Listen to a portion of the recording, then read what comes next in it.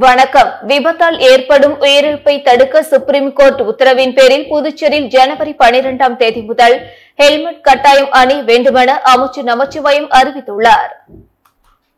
புதுச்சேரியில் புத்தாண்டு கொண்டாட்டத்தை முன்னிட்டு மேற்கொள்ளப்படும் நடவடிக்கைகள் குறித்து காவல்துறை தலைமையகத்தில் காவல்துறை அதிகாரிகளுடன் உள்துறை அமைச்சர் நமச்சிவாயம் ஆலோசனை கூட்டம் நடத்தினார்.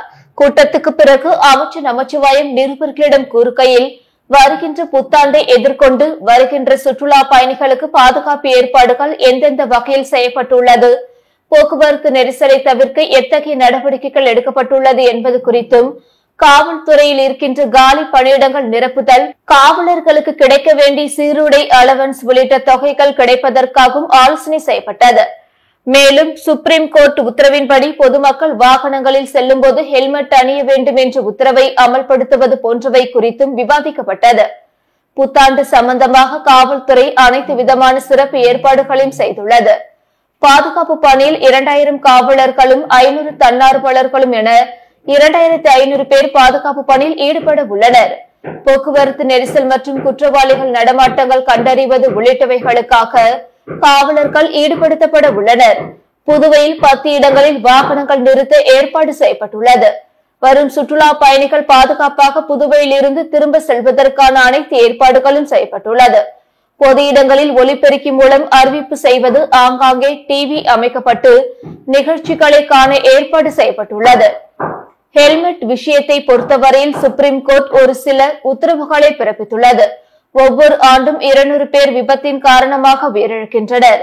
இந்தியாவிலே புதுவையில்தான் அதிக அளவில் உயிரிழப்பு ஏற்படுவதாக சுப்ரீம் கோர்ட் சுட்டிக்காட்டியுள்ளது. மேலும் பொதுமக்களின் நலன் கருதி அவர்களின் உயிரை பாதுகாக்க தற்காப்புகளை கடைபிடிக்க வேண்டும் என கேட்டுக் கொண்டுள்ளனர். அதன் அடிப்படையில் வருகின்ற 11ஆம் தேதி மிகப்பெரிய ஹெல்மெட் விழிப்புணர்வு பேரணி கவர்னர், முதல்வர் தலைமையில் நடக்க உள்ளது. அதன் பிறகு 12ஆம் தேதியிலிருந்து கட்டாயமாக வாகனம் ஓட்டுபவர்கள் ஹெல்மெட் அணிய வேண்டும். அதன் பிறகு சிறிது நாட்கள் கழித்து வாகனத்தின் பின்னால் அமர்ந்து செல்பவர்களும் ஹெல்மெட் அணிய வேண்டும் என்றார். கிட்டத்தட்ட 2000 காவலர்களும் 500 தன்னார்வலர்கள் உள்ளிட்ட மொத்தம் 2500 பேர் இந்த பாதுகாப்பு பணியிலே ஈடுபடுத்தப்பட இருக்கின்றார்கள். குறிப்பாக போக்குவரத்து நெரிசலை கட்டுப்படுத்துவது, அது மட்டும் இல்லாமல் குற்றவாளிகளுடைய நடமாட்டங்களை கண்டறிவது, இப்படி போன்ற பல்வேறு விஷயங்கள் செய்வதற்கான அந்த காவல் சிறப்பு ஏற்பாடுகள் செய்யப்பட்டிருக்கின்றது. நம்முடைய புதுவை மாநிலத்தில் கிட்டத்தட்ட 10 இடங்களிலே வாகன நிறுத்தும் இடங்கள் கண்டறியப்பட்டு அந்த வாகன நிறுத்தும் இடங்களை அதை நம்முடைய அரசாங்கம் அறிவித்திருக்கின்றது. அது மட்டும் இல்லாமல் அந்த குறிப்பிட்ட காலங்களுக்கு பிறகு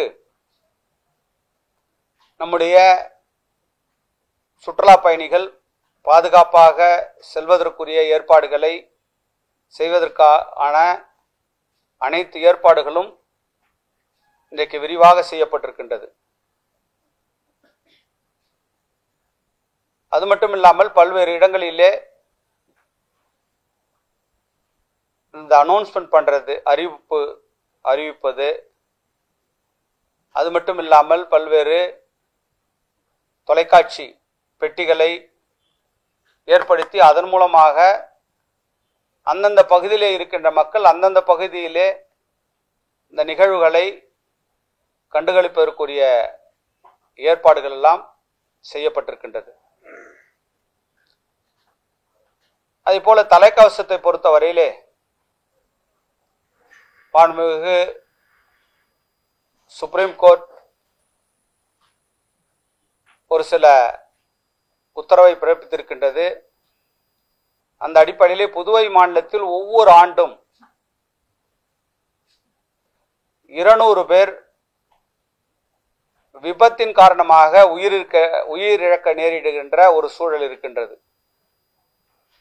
அது இந்தியாவிலே மக்கள் தொகை அடிப்படையிலே பார்க்கின்ற பொழுது புதுவை மாநிலம் அந்த உயிரிழப்பிலே அதிகமாக இருக்கின்ற மாநிலமாக, முதன்மை மாநிலமாக இருப்பதை பல நேரங்களிலே சுப்ரீம் கோர்ட்டானது சுட்டிக்காட்டியிருக்கின்றது.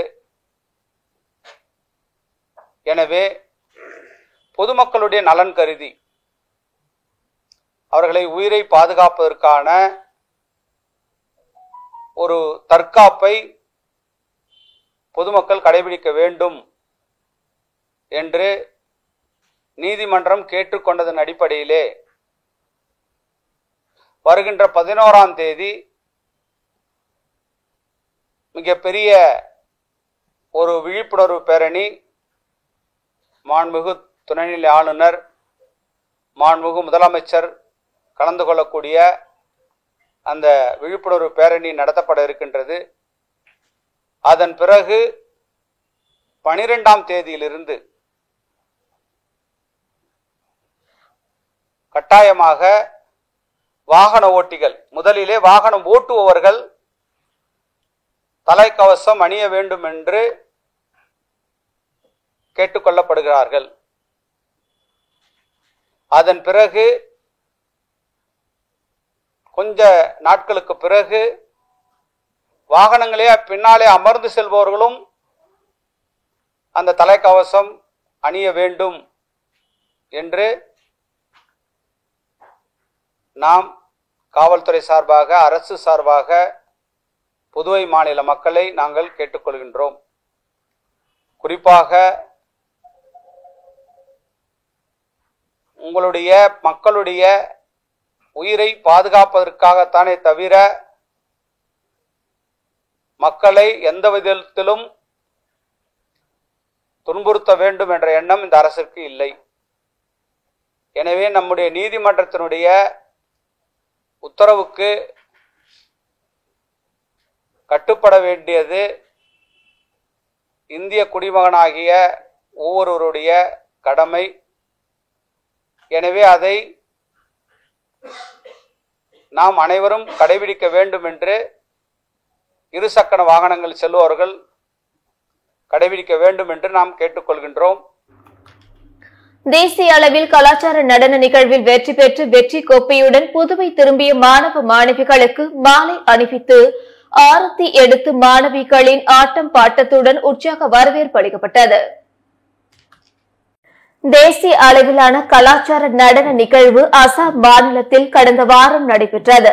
இந்த கலாச்சார நடனத்தில் தமிழகம், ஆந்திரா, கேரளா, கர்நாடகா, மகாராஷ்டிரா, ஒடிசா உள்ளிட்ட 23 மாநிலங்களை சேர்ந்த 440 பள்ளி மாணவ மாணவிகள் கலந்து கொண்டு நடனத்தில் தங்கள் திறமையை வெளிப்படுத்தினர். அதில் புதுச்சேரி அரசு அன்னை சிவகாமி மேல்நிலை பள்ளியை சேர்ந்த மாணவிகள் மற்றும் மாணவர்கள் என 20 பேர் கலந்து கொண்டனர். இந்த கலாச்சார நடனத்தில் தமிழகம் மற்றும் புதுச்சேரி கலாச்சாரத்தை பிரதிபலிக்கும் வகையில் பாரம்பரிய நடனங்களான தப்பாட்டம், மயிலாட்டம், ஒயிலாட்டம், காவடி ஆட்டம், கரகாட்டம், தாளம், பறை ஆகிய நடனங்களை ஆடினர். இதில் தேசிய அளவில் புதுச்சேரி மாநில மாணவிகள் வெற்றி பெற்று வெற்றி கோப்பையை பெற்றனர். கோப்பையை பெற்ற மகிழ்ச்சியுடன் புதுச்சேரி திரும்பிய மாணவ மாணவிகளுக்கு அரசு பள்ளி நிர்வாகத்தின் சார்பில் பேருந்து நிலையத்தில் மேலதாளத்துடன் உற்சாக வரவேற்பு அளிக்கப்பட்டது. மேலும் வெற்றி பெற்ற மாணவ மாணவிகளுக்கு மாலை அணிவித்தும் ஆரத்திகள் எடுத்தும் சக மாணவிகளின் நடனத்துடன் ஆசிரியர்கள் வரவேற்றனர். தொடர்ந்து மாணவ மாணவிகள் மற்றும் ஆசிரியர்கள் ஒருவருக்கொருவர் கட்டி அணைத்தும் வாழ்த்துக்களையும் மகிழ்ச்சிகளையும் பரிமாறிக்கொண்டனர். இதனை அடுத்து அலங்கரிக்கப்பட்ட வாகனத்தில் வெற்றியாளர்கள் ஏற்றப்பட்டு பேருந்து நிலையத்திலிருந்து முதலியார்பேட்டை பள்ளி வளாகம் வரை சுமார் 2 கிலோமீட்டர் தூரத்திற்கு மாணவிகள் நடனமாட தாரை தப்பட்டை உடன் ஆசிரியர்கள் ஊர்வலமாக அழைத்து சென்றனர். ஆசிரியர்களின் இந்த செயல் பார்ப்பவர்கள் மத்தியில் பெரும் நெகிழ்ச்சியை ஏற்படுத்தியுள்ளது. புதுச்சேரியில் நடைபெற்ற பாமக பொதுக்குழு கூட்டத்தில் ராமதாசுக்கும் அவரது மகன் அன்புமணி ராமதாசுக்கும் இடையே நடந்த வார்த்தை மோதல் பரபரப்பை ஏற்படுத்தியுள்ளது. பாட்டாளி மக்கள் கட்சியின் பொதுக்குழு கூட்டம் புதுச்சேரி மரப்பாலம் சந்திப்பில் உள்ள தனியார் கன்வென்ஷன் சென்டரில் இன்று நடைபெற்றது. பாமக இளைஞரணி தலைவராக முகுந்தனை ராமதாஸ் அறிவித்ததற்கு கட்சியின் தலைவர் அன்புமணி மற்றும் தொண்டர்கள் சிலர் எதிர்ப்பு தெரிவித்தனர். தனது அறிவிப்புக்கு அன்புமணியும் தொண்டர்களும் எதிர்ப்பு தெரிவித்ததால் ராமதாஸ் கோபமடைந்தார். இதனைத் தொடர்ந்து மேடையில் ராமதாஸ் பேசிக் கொண்டிருக்கும் போதே குறுக்கிட்ட அன்புமணி, முகுந்தன் கட்சியில் சேர்ந்தே 4 மாதங்கள் தான் ஆகிறது, அவருக்கு பதவி கொடுத்தால் கட்சி எப்படி வளரும் என ஆதங்கத்துடன் தெரிவித்தார். பனையூரில் தன்னுடைய அலுவலகம் இருப்பதாகவும் தன்னை சந்திக்க விரும்புபவர்கள் அங்கே வந்து சந்திக்கலாம் என்றும் கூறினார். இதையடுத்து விருப்பமில்லாதவர்கள் கட்சியை விட்டு விலகிக் கொள்ளலாம் என ராமதாஸ் கோபமாக தெரிவித்தார். கட்சியை நிறுவியது நான் தான், நான் சொல்வதை தான் அனைவரும் கேட்க வேண்டும் என்றும், விருப்பம் இல்லாதவர்கள் வெளியே செல்லலாம் என்றும் ராமதாஸ் ஆவேசமாக தெரிவித்தார். தந்தை மகனின் வார்த்தை மோதலால் அங்கு சலசலப்பு ஏற்பட்டது. மாநில இளைஞர் சங்க தலைவராக பரசுராமன் முகுந்தன் அவர்களை அறிவிக்கிறேன். மாநில இளைஞர் சங்க தலைவர் பொறுப்பை ஏற்று அன்புமணிக்கு உதவியாக எனக்கா?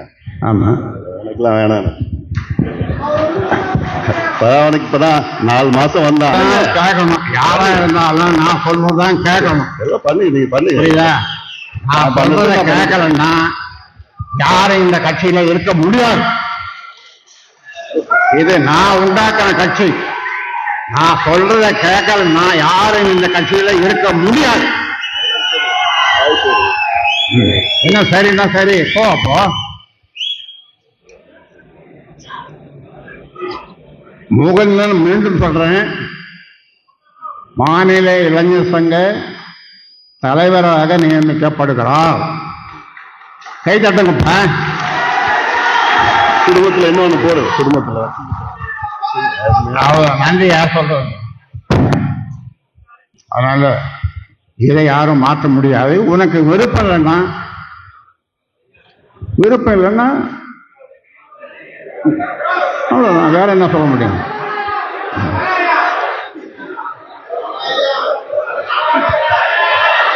முகுந்தன் தலைவர், நான் சொல்றதுதான் கேட்கணும். நான் ஆரம்பிச்ச கட்சி, நான் என்ன சொல்றாலும் அதெல்லாம் செய்யணும் எல்லாரும். அப்படி விருப்பம் இல்லாதவர்கள் விலகிக் கொள்ளுங்கள், யாரா இருந்தாலும். மும்பை போலீஸ் பேசுவதாக கூறி புதுச்சேரி, தமிழகம் உட்பட பல மாநிலங்களில் கோடிக்கணக்கில் கொள்ளையடித்த மோசடி கும்பலை சேர்ந்த 3 பேரை புதுவை சைபர் கிரைம் போலீசார் கைது செய்துள்ளனர். புதுச்சேரி முருங்கப்பாக்கம் பகுதியை சேர்ந்தவர் அழகம்மை. இவரிடம் அறிமுகமில்லாத நபர்கள் வாட்ஸ்அப் மூலமாக தங்களை மும்பை போலீஸ் என்று அறிமுகப்படுத்தி உங்களது ஆதார், செல்போன் எண்களை பயன்படுத்தி கம்போடியா மற்றும் தைவான் நாடுகளுக்கு மும்பையிலிருந்து தடை செய்யப்பட்ட போதைப் பொருள் மற்றும் போலி பாஸ்போர்ட்டுகள் கடத்தப்பட்டுள்ளது என்று கூறி டிஜிட்டல் அரெஸ்ட் செய்துள்ளதாக மிரட்டி 27 லட்சம் பணத்தை இணையவழி மோசடிக்காரர்கள் கொள்ளையடித்துள்ளனர். இதுகுறித்து அழகம்மை புதுச்சேரி இணையவழி காவல் நிலையத்தில் கடந்த ஜூன் 1ஆம் தேதி புகார் அளித்தார். அதன் பேரில் இன்ஸ்பெக்டர்கள் தியாகராஜன், கீர்த்தி தலைமையிலான சைபர் கிரைம் போலீசார் வழக்கு பதிவு செய்து விசாரணை மேற்கொண்டனர். பல்வேறு வங்கி கணக்குகள், ஸ்கைப், ஆன்லைன் வீடியோ கால் மற்றும் பணம் பரிவர்த்தனை செய்யப்பட்ட பல்வேறு வங்கிகளின் விவரங்கள், வாட்ஸ்அப், டெலிகிராம் ஆகியவற்றில் பேசியவை என பல கோணங்களில் விசாரணை செய்தனர். அப்போது கொல்கத்தாவை சேர்ந்த ஒரு நபரின் வங்கி கணக்கிற்கு 27 லட்சம் பணம் சென்றது தெரிய வந்தது.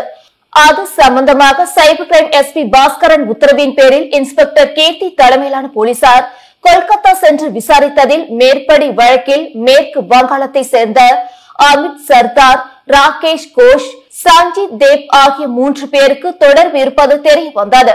இதையடுத்து 3 பேரையும் விசாரணைக்கு வருமாறு போலீசார் சம்மன் அளித்தனர். அதன் பேரில் மேற்படி நபர்கள் புதுச்சேரி இணையவழி காவல் நிலையம் வந்தனர். அப்போது அவர்களுடைய வங்கி பரிவர்த்தனைகள் மற்றும் வாட்ஸ்அப், டெலிகிராம் மற்றும் தொலைபேசி விவரங்களை ஆய்வு செய்தபோது மேற்படி வங்கி கணக்குகள் இந்தியா முழுவதும் பல வழக்குகளில் சம்பந்தப்பட்டு இருப்பது தெரிய வந்தது.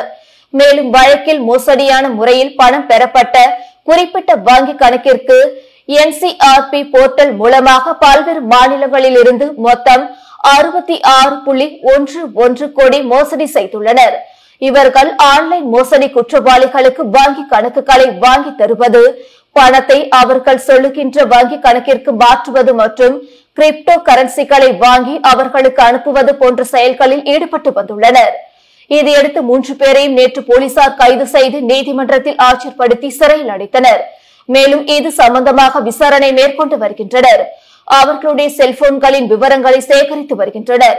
இதில் மேலும் சிலருக்கு தொடர்பு இருப்பதும் அவர்கள் மும்பை, அசாம் உள்ளிட்ட பல்வேறு மாநிலங்களில் இருப்பதும் தெரிய வந்துள்ளது. அவர்களின் கைது செய்ய தனிப்படை போலீசார் தீவிரமாக தேடி வருகின்றனர். இவ்வழக்கில் முக்கிய குற்றவாளிகளை கைது செய்த சைபர் கிரைம் காவல் நிலைய இன்ஸ்பெக்டர்கள் தலைமையிலான போலீசாரை சீனியர் எஸ்பி பாராட்டினார். இது பற்றி சைபர் கிரைம் சீனியர் எஸ்பி நாரா சைத்தன்யா கூறுகையில், உங்களை டிஜிட்டல் அரெஸ்ட் செய்துள்ளோம். மும்பை போலீஸ் பேசுகிறோம். உங்களுடைய செல்போன் எண்ணை பயன்படுத்தி வெளிநாடுகளுக்கு போதைப் பொருள் கடத்தப்பட்டுள்ளது. உங்களுடைய வங்கி கணக்கில் சட்டத்துக்கு விரோதமாக பண வருவாய் வந்துள்ளது. கொரியரில் உங்களுடைய மொபைல் எண்ணை பயன்படுத்தி போதைப் பொருள் கடத்தப்பட்டுள்ளது என இதுபோன்று எந்த இணையவழி மோசடி மிரட்டல் அழைப்புகள் வந்தாலும் அதை நம்ப வேண்டாம். மேலும் நம்பி பணத்தை செலுத்த வேண்டாம். இது சம்பந்தமாக உடனடியாக 1930 என்ற இணையவழி காவல் நிலைய இலவச தொலைபேசி நம்பரை தொடர்பு கொள்ளுமாறு பொதுமக்களை கேட்டுக் கொள்கிறேன். மேலும் இதுபோல் வங்கி கணக்குகள், சிம் கார்டு பணத்திற்காக யார் கேட்டாலும் கொடுக்க வேண்டாம். மேற்படி வங்கி கணக்குகள், சிம் கார்டுகள் இணையவழி மோசடிக்காரர்களால் பயன்படுத்தப்பட்டு நீங்கள் சிறைக்கு செல்ல நேரிடும் என்றார். புதுச்சேரியில் திட்டம் மற்றும் ஆராய்ச்சித்துறை ஆய்வாளர்கள், தீயணைப்புத்துறை ஆகியவற்றில் காலி பணியிடங்களை நிரப்பும் வகையில் எழுத்துத் தேர்வுகள் நாளை 12 மையங்களில் நடைபெற உள்ளன. புதுவை அரசு பணியாளர் மற்றும் நிர்வாக சீர்திருத்தத்துறை தேர்வு கட்டுப்பாட்டு அதிகாரி பங்கஜ் குமார் வெளியிட்டுள்ள செய்திக்குறிப்பில், புதுவை திட்டம் மற்றும் ஆராய்ச்சி துறையில் ஆய்வாளர் பணியிடங்களை நிரப்புவதற்கான எழுத்துத் தேர்வு நாளை புதுச்சேரியில் 10 தேர்வு மையங்களில் நடைபெற உள்ளன. அத்துடன் தீயணைப்பு துறையில் நிலைய அதிகாரி பணியிடத்துக்கான தேர்வு நாளை பிற்பகலில் புதுச்சேரியில் 2 தேர்வு மையங்களில் நடைபெற உள்ளன. திட்டம் மற்றும் ஆராய்ச்சி துறைக்கான ஆய்வாளர் தேர்வானது நாளை காலை 10 மணி முதல் நண்பகல் 12 மணி வரையிலும், தீயணைப்பு நிலைய அதிகாரி தேர்வானது பிற்பகல் 2:30 மணி முதல் மாலை 4:30 மணி வரை நடைபெற உள்ளது. ஆய்வாளர்கள் பணிக்கு 3818 பேரும், தீயணைப்பு நிலைய அதிகாரி பணிக்கு 533 பேரும் தேர்வு எழுத அழைக்கப்பட்டுள்ளனர் என குறிப்பிடப்பட்டுள்ளது. புதுச்சேரி அடுத்த திருக்கனூர் உட்பட பல இடங்களில் பைக் திருடியவரை போலீசார் அதிரடியாக கைது செய்தனர். மணலிப்பட்டு சாராய கடை அருகே இருசக்கர வாகனம் திருட்டு போனதாக திருக்கனூர் காவல் நிலையத்தில் புகார் அளிக்கப்பட்டது. அதன் பேரில் திருக்கனூர் இன்ஸ்பெக்டர் ராஜ்குமார், எஸ்ஐ பிரியா தலைமையிலான போலீசார் வழக்கு பதிந்து சிசிடிவி கேமரா பதிவுகளின் மூலம் விசாரித்ததில் பைக் திருடியது விழுப்புரம் மாவட்டம் மரகதபுரத்தை சேர்ந்த பிரபல திருடன் சரத்குமார் என்பது தெரிய வந்தது. இதையடுத்து மண்ணாடிப்பட்டு ஏரிக்கரை அருகே பதுங்கியிருந்த அவரை போலீசார் நேற்று கைது செய்தனர். விசாரித்ததில் சேதரப்பட்டு காவல் நிலையத்துக்குட்பட்ட பகுதியில் ஒரு பைக்கும், ரெட்டியர்பாளையம் காவல் நிலையத்துக்குட்பட்ட பகுதியில் 2 பைக்கும் திருடியது தெரிய வந்தது. அவரிடமிருந்து 4 பைக்குகள், 2 செல்போன்களையும் போலீசார் பறிமுதல் செய்தனர். பல்கலைக்கழக மாணவி பாலியல் பலாத்காரத்தை கண்டித்து புதுச்சேரி அண்ணா சிலை அருகே அகில பாரத வித்யார்த்தி பரிஷத் சார்பில் கண்டன ஆர்ப்பாட்டம் நடைபெற்றது. சென்னை கிண்டியில் உள்ள அண்ணா பல்கலைக்கழகத்தில் என்ஜினியரிங் கல்லூரி மாணவி பாலியல் பலாத்காரம் செய்யப்பட்டார். இந்த சம்பவம் நாடு முழுவதும் பெரும் அதிர்வலைகளை ஏற்படுத்தியுள்ளது. இந்த நிலையில் பல்கலைக்கழக மாணவி பாலியல் பலாத்காரத்தை கண்டித்து புதுச்சேரி அண்ணா சிலை அருகே அகில பாரத வித்யார்த்தி பரிஷத் சார்பில் கண்டன ஆர்ப்பாட்டம் நடைபெற்றது. ஆர்ப்பாட்டத்திற்கு மாவட்ட ஒருங்கிணைப்பாளர் பிரகாஷ் தலைமை தாங்கினார். புதுவை பல்கலைக்கழக மாணவிகள் ஆர்த்தி, கோகிலா, கீர்த்திகா ஆகியோர் முன்னிலை வகித்தனர். இதில் பல்வேறு கல்லூரி மாணவ மாணவிகள் கலந்து கொண்டு கண்களில் கருப்பு துணி கட்டிக்கொண்டு குற்றவாளிகள் மீது உடனடியாக நடவடிக்கை எடுக்க வலியுறுத்தியும் தமிழக அரசுக்கு எதிராகவும் கோஷங்கள் எழுப்பினர். முடிவில் புதுவை கோட்ட ஒருங்கிணைப்பாளர் தீபன் நன்றி கூறினார். காரைக்காலில் நரிக்குறவர் பழங்குடியினருக்கு பல ஆண்டுகளாக வழங்கப்படாமல் இருந்த ஜாதி சான்றிதழை அமைச்சர் திருமுருகன் முயற்சியால் பெறப்பட்டு அவர்களின் வீட்டிற்கு நேரில் சென்று அமைச்சர் திருமுருகன் வழங்கினார். காரைக்கால் மாவட்டம் கோயில்பத்து நரிக்குறவர் பழங்குடியினர் பகுதி மக்களுக்கு பல ஆண்டுகளாக ஜாதி சான்றிதழ் வழங்கப்படவில்லை என குற்றச்சாட்டு இருந்தது. இந்த நிலையில் அமைச்சர் திருமுருகனின் பெரும் முயற்சியால் அவர்களுக்கு ஜாதி சான்றிதழ் வழங்கப்பட்டது. இதனை சம்பந்தப்பட்டவர்களின் வீடுகளுக்கு நேரில் சென்று அமைச்சர் திருமுருகன் வழங்கினார். இந்த நிகழ்ச்சியில் காரைக்கால் மாவட்ட தாசில்தார் செல்லமுத்து மற்றும் துறை சார்ந்த அதிகாரிகள் உடனிருந்தனர். புதுச்சேரி மகளிர் மற்றும் குழந்தைகள் மேம்பாட்டுத்துறை மூலம் செயல்படுத்தப்படும் ஈமச்சடங்கு நிதி உதவியை 15,000 இருந்து 20,000 அரசு உயர்த்தியுள்ளது. புதுச்சேரி மகளிர் மற்றும் குழந்தைகள் மேம்பாட்டுத்துறையின் கீழ் குடும்ப தலைவிகளுக்கு மாதந்தோறும் 1000 நிதி உதவி, முதியோர் பென்ஷன், விதவைகள், முதிர் கன்னிகள், கணவரால் கைவிடப்பட்ட பெண்களுக்கு உதவித்தொகை, கருவுற்ற தாய்மார்களுக்கு நிதி உதவி மற்றும் ஈமச்சடங்கு நிதி உதவி உள்ளிட்ட பல்வேறு திட்டங்கள் செயல்படுத்தப்பட்டு வருகிறது. இத்துறைக்காக நடப்பு நிதியாண்டு 753 கோடி அரசு ஒதுக்கியுள்ளது. இந்நிலையில் முதியோர் இறந்துவிட்டால் அவர்களது குடும்பத்தினருக்கு ஈமச்சடங்கு நிதியாக ரூபாய் 15,000 வழங்கப்பட்டு வருகிறது. இதனை உயர்த்தி வழங்க வேண்டும் என்று பல்வேறு தரப்பினரும் அரசுக்கு கோரிக்கை விடுத்தனர். இதையடுத்து முதல்வர் ரங்கசாமியும் ஈமச்சடங்கு நிதி உதவி உயர்த்தி வழங்குவதாக அறிவித்தார். அதன்படி ஈமச்சடங்கு நிதி உதவியை 15,000 இருந்து 20,000 உயர்த்தி புதுவை அரசிடமிருந்து கவர்னரின் ஒப்புதலுக்காக கோப்பு அனுப்பி வைக்கப்பட்டது. இக்கோப்புக்கு கவர்னரும் ஒப்புதல் அளித்து அரசாணையும் வெளியிடப்பட்டுள்ளது. இது தொடர்பாக புதுச்சேரி அரசு பிறப்பித்துள்ள அரசாணையில் புதுச்சேரியில் ஈமச்சடங்கு நிதி உதவி 15,000 இருந்து 20,000 உயர்த்தி வழங்க கவர்னர் ஒப்புதல் அளித்துள்ளார். இதற்காக முதியோர் மற்றும் ஆதரவற்றோர் ஓய்வூதியம் விதிகளில் திருத்தம் செய்யப்பட்டுள்ளது. இது அதிகாரப்பூர்வ அரசிதழில் வெளியிடப்பட்ட நாளிலிருந்து நடைமுறைக்கு வருகிறது. இதற்கு நீதித்துறையும் ஒப்புதல் அளித்துள்ளதாக அரசாணையில் மகளிர் மற்றும் குழந்தைகள் மேம்பாட்டுத்துறை சார்பு செயலர் முத்து மீனா குறிப்பிட்டுள்ளார். புதுச்சேரி மின்துறையில் ஓய்வு பெற்றவர்களை மீண்டும் பணியமர்த்தும் நடவடிக்கையை கண்டித்து இந்திய ஜனநாயக வாலிபர் சங்கம் சார்பில் மின்துறை தலைமை அலுவலகம் முன்பு கண்டன ஆர்ப்பாட்டம் நடைபெற்றது. புதுச்சேரி அரசு மின்துறையில் இளநிலை மற்றும் உதவி பொறியாளர் பணியிடங்களில் ஓய்வு பெற்ற ஊழியர்கள் பணியமர்த்தப்பட்டு வருகின்றனர். இதற்கு பல்வேறு தரப்பினரும் கடும் எதிர்ப்பு தெரிவித்து வருகின்றனர்.